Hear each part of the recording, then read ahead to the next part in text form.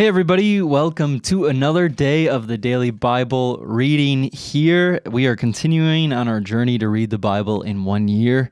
We are on day 41, which is pretty exciting. This is a great accomplishment. If you have done this journey with us, we're so glad that you're here. Let's start out with this quote because I think it's kind of a cool little thought here as we start. Is your ability to see God blinded? If we are children of God, we have a tremendous treasure in nature and will realize that it is holy and sacred. We will see God reaching out to us in every wind that blows, every sunrise and sunset, every cloud in the sky, every flower that blooms, and every leaf that fades. Lift up your eyes on high and see who has created these things.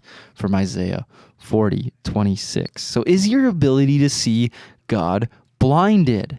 If we are children of God, we have a tremendous treasure in nature and will realize that it is holy and sacred. We will see God in everything. How many of you guys see God in everything? Right? That's a difficult thing. So as we begin to dive into the word today, I just want to, think about that thought. Like, we have a tremendous treasure in God. We can see God all around us. And we have the voice of God right here. We're going to be reading the voice of God in His Word right now. So we're going to start on that thought. Lord, speak to us here today. Lord, show us your glory. Show us your presence. Show us your awe and beauty and wonder. Father, we come to you with open hearts, and we dive into your Word. Thank you. In Jesus' name, amen. So we are reading Exodus 30. That's where we're starting. 30, we are starting in verse 11. Exodus 30, verse 11. It says, money for the tabernacle. Then the Lord said to Moses, whenever you take a census of the people of Israel, each man who is counted must pay a ransom for himself to the Lord. Then no plague will strike the people as you count them.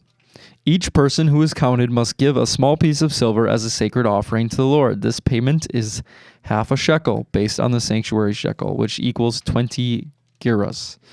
All who have reached their 20th birthday must give this sacred offering to the Lord. When this offering is given to the Lord to purify your lives, making you right with Him, the rich must not give more than the specified amount, and the poor must not give less. Receive this ransom money from the Israelites and use it for the care of the tabernacle. It will bring the Israelites to the Lord's attention, and it will purify your lives. Plans for the wash basin. Then the Lord said to Moses, make a bronze wash basin with a bronze stand. Place in between the tabernacle and the altar and fill it with water. Aaron and his sons will wash their hands and feet there. They must wash with water whenever they go into the tabernacle to appear before the Lord and when they approach the altar to burn up their special gifts to the Lord, or they will die.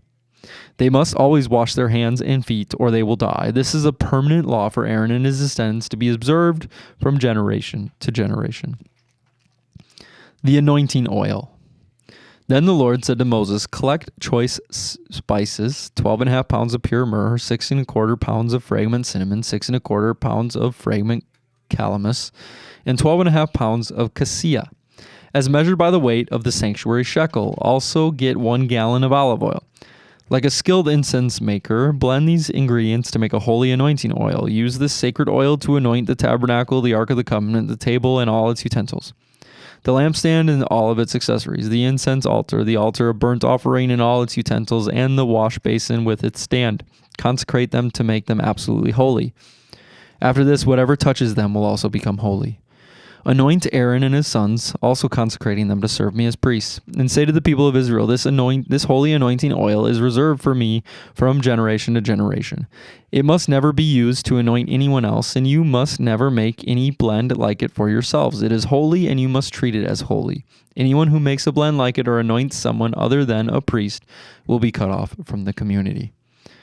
The incense. Then the Lord said to Moses, gather fragrant spices, resin droplets, mollusk shell, and galbanum, and mix these fragrant spices with pure frankincense, weighed out in equal amounts.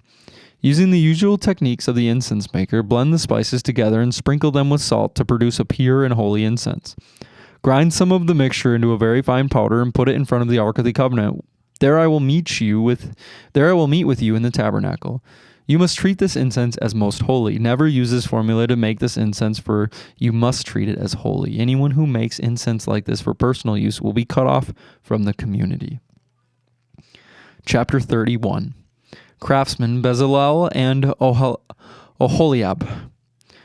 Then the Lord said to Moses, "Look, I have specifically chosen Bezalel, son of Uri, and grandson of Hur, of the tribe of Judah. I have filled him with the Spirit of God, giving him great wisdom, ability, and expertise in all the kinds of crafts.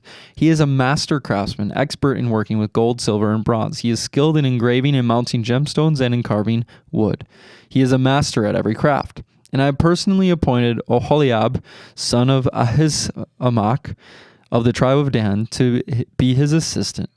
Moreover, I have given special skill to all gifted craftsmen so they can make all the things I have commanded you to make: the tabernacle, the ark of the covenant, the ark's cover, the place of atonement, all the furnishings of the tabernacle, the table and all its utensils, the pure gold lampstand and all its accessories, the incense altar, the altar of burnt offerings with all its utensils, the wash basin with its stand, the beautifully stitched garments, the sacred garments for Aaron the priest, and the garments for his sons to wear as they minister as priests, the anointing oil, the fragrant incense for the holy place.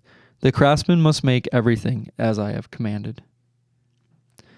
The Lord again, instructions for the Sabbath. The Lord then gave these instructions to Moses. "Tell the people of Israel, be careful to keep my Sabbath day, for the Sabbath is a sign of the covenant between me and you from generation to generation. It is given so that you know that I am the Lord, who makes you holy. You must keep the Sabbath day, for it is a holy day for you. Anyone who desecrates it must be put to death. Anyone who works on that day will be cut off from the community. You have 6 days each week for your ordinary work, but the seventh day must be a Sabbath day of complete rest, a holy day dedicated to the Lord. Anyone who works on the Sabbath must be put to death. The people of Israel must keep the Sabbath day by observing it from generation to generation. This is a covenant obligation for all time. It is a permanent sign of my covenant with the people of Israel, for in 6 days the Lord made heaven and the earth, but on the seventh day he stopped working and was refreshed." When the Lord finished speaking with Moses on Mount Sinai, he gave him the 2 stone tablets inscribed with the terms of the covenant, written by the finger of God. All right, then we jump to Matthew. We are in Matthew chapter 26, verse 47 through 68. It says, Jesus is betrayed and arrested. And even as Jesus said this, Judas, one of the 12 disciples, arrived with a crowd of men armed with swords and clubs. They had been sent by the leading priests and elders of the people. The traitor Judas had given them a prearranged signal. "You will know which one to arrest when I greet him with a kiss." So Judas came straight to Jesus. "Greetings, Rabbi," he explained, and gave him the kiss. Jesus said, "My friend, go ahead and do what you have come for." Then the others grabbed Jesus and arrested him. But one of the men with Jesus pulled out his sword and struck the high priest's slave, slashing off his ear. "Put away your sword," Jesus told him. "Those who use the sword will die by the sword. Don't you realize that I could ask my Father for thousands of angels to protect us, and he would send them instantly? But if I did, how would the scriptures be fulfilled that describe what must happen now?" Then Jesus said to the crowd, Am I some dangerous revolutionary that you have come with swords and clubs to arrest me? Why didn't you arrest me in the temple? I was there teaching every day. But this is all happening to fulfill the words of the prophet as recorded in the scriptures. At that point, all the disciples deserted him and fled. Jesus before the council. Then the people who had arrested Jesus led him to the home of Caiaphas, the high priest, where the teachers of religious law and the elders had gathered. Meanwhile, Peter followed him at a distance and came to the high priest's court. He went in and sat with the guards and waited to see how it would all end. Inside, the leading priests and the entire high council were trying to find witnesses who would lie about Jesus so they could put him to death. But even though they found many who agreed to give false witness, they could not use anyone's testimony.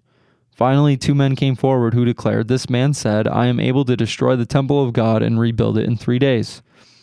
Then the high priest stood up and said to Jesus, "Well, aren't you going to answer these charges? What do you have to say for yourself?" But Jesus remained silent. Then the high priest said to him, "I demand in the name of the living God, tell us if you are the Messiah, the Son of God."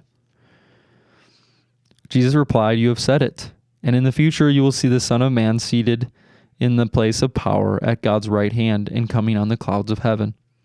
Then the high priest tore his clothing to show his horror and said, "Blasphemy! Why do we need other witnesses? You have heard his blasphemy. What is your verdict?" "Guilty," they shouted. "He deserves to die." Then they began to spit in Jesus' face and to beat him with their fists. And some slapped him, jeering, "Prophesy to us, you Messiah. Who hit you that time?"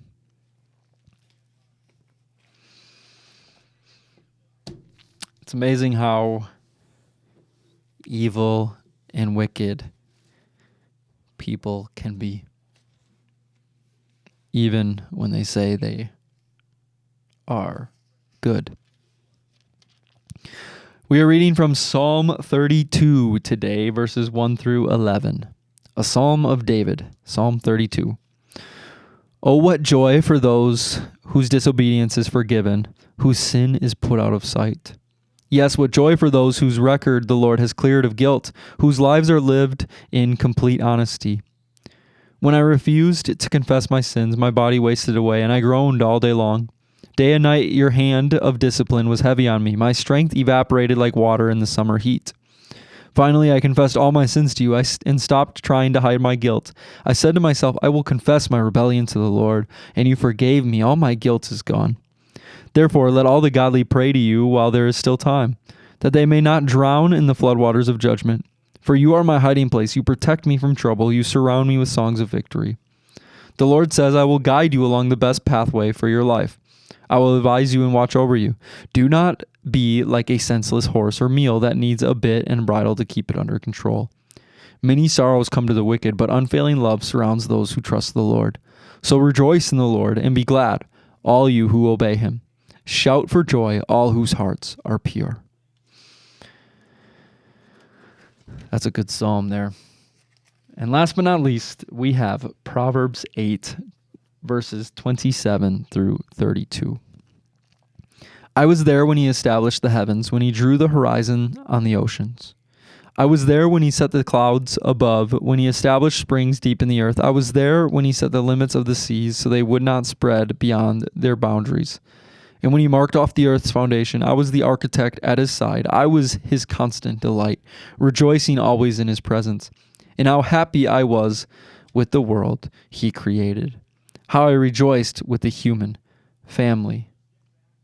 And so, my children, listen to me, for all who follow my ways are joyful.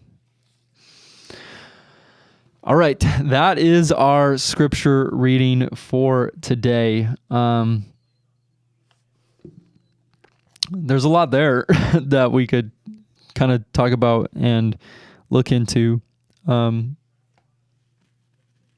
thing that is heavy on my heart and with me, and I turn back to it now because I want to look at it some more here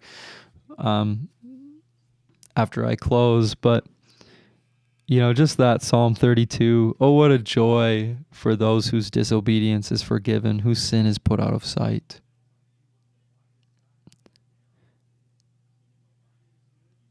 What a joy.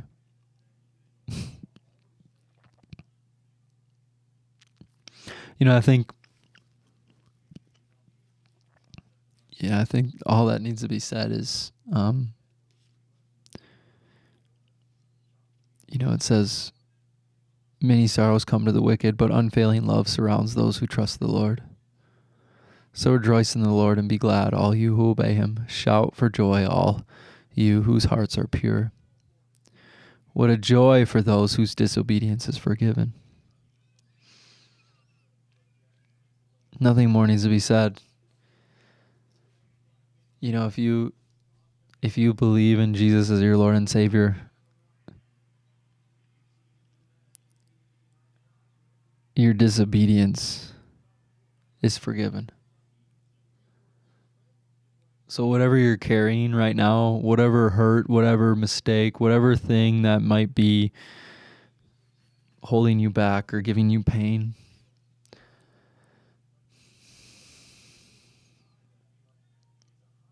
the Lord's forgiven it. I just want to speak that to you right now. Embrace his joy. He loves you deeply and dearly. And his forgiveness is bigger. No matter how great, how wide, no matter how big that mistake was, his forgiveness is bigger. So, Lord, we thank you that your forgiveness is good and that you love us. Thank you, Jesus. Pray this in your name. Go and walk in joy. And if you don't have that joy, I challenge you to just sit in his presence here for a second and just reflect on the fact that you are forgiven.